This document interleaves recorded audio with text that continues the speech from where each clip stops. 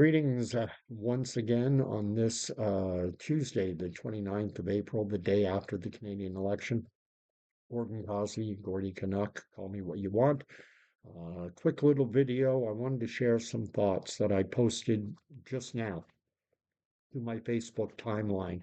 Normally, my videos are live and unscripted, typically live and interactive. I do live streams, but every now and again I will drop a video like this. You're welcome to like, share, subscribe. You know all the things that YouTubers say, always trying to build the channel, etc., etc. So here is what I wrote.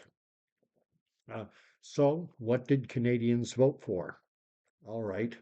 The picture is much clearer now than it was last night. When Parliament reconvenes, the Liberals will occupy the government side of the House with 169 seats. The opposition benches will have 144 Conservatives, 22 for the Bloc Québécois, 7 for the NDP, and 1 seat for the Green Party. This means that Mark Carney will be operating with a near majority mandate. He only needs 3 votes from the opposition parties to pass legislation. In order to defeat a government-sponsored bill, including confidence motions, the opposition would need to have the Conservatives, Bloc, and NDP all coming together, and that is highly unlikely to happen. In terms of what we'll get in terms of governance, we shall see. I firmly believe that most Canadians recognized the challenges this country faces. Our per capita GDP, gross domestic product, is the lowest among the world's 20 most developed economies. Inflation is eroding our standard of living bit by bit. And at the end of the day, economics is the single biggest issue in just about every election. It's that old line from uh, an American election from years ago, Clinton versus George W. Bush, where it was famously said, it's the economy, stupid. And so my take is this: Canadians, by and large, recognize the troubled times we're living in.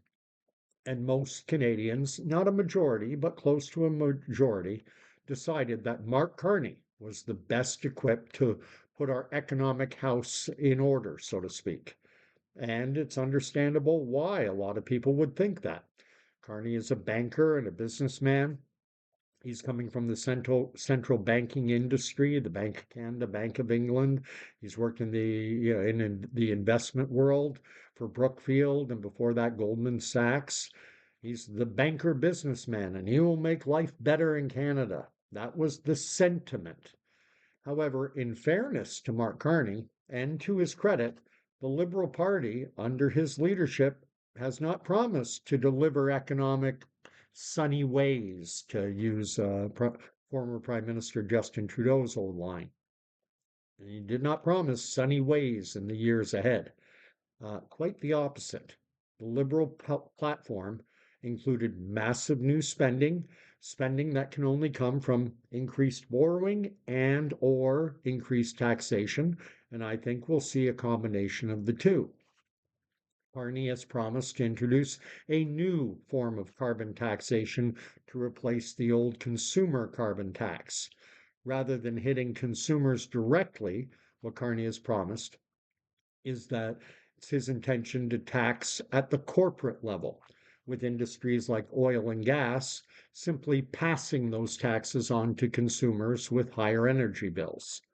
Then there's home equity. The skyrocketing cost of real estate has Canadians sitting on tons of non-liquid wealth in their primary residences.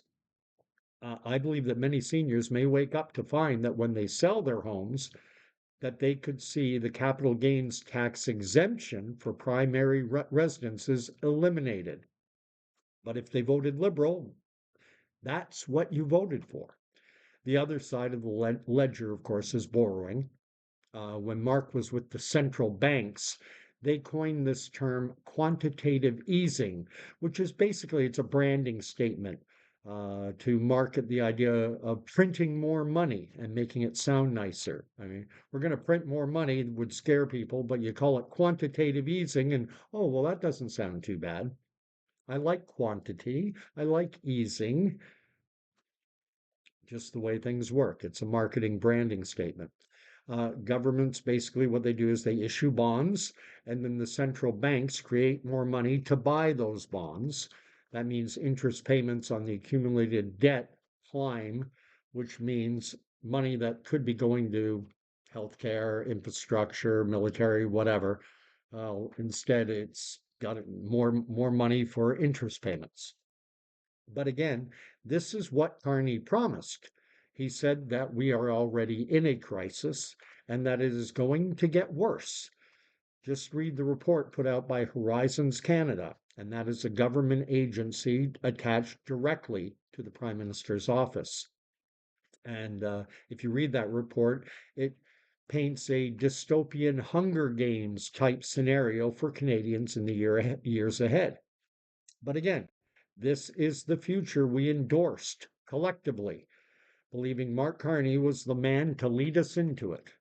I'll leave it there, and you're welcome to comment. You're welcome to share. You can find that on my Facebook timeline where I post under the name Gordy Canuck. Um, and you're welcome to friend me up on there if you like. Thank you for watching, and I do hope there are some comments down below. And as well, again, I've added about 20 subscribers over the last 7 days. So you're welcome to join in and help me grow the channel. And you're welcome to share this video out. Take care, and as always, God bless.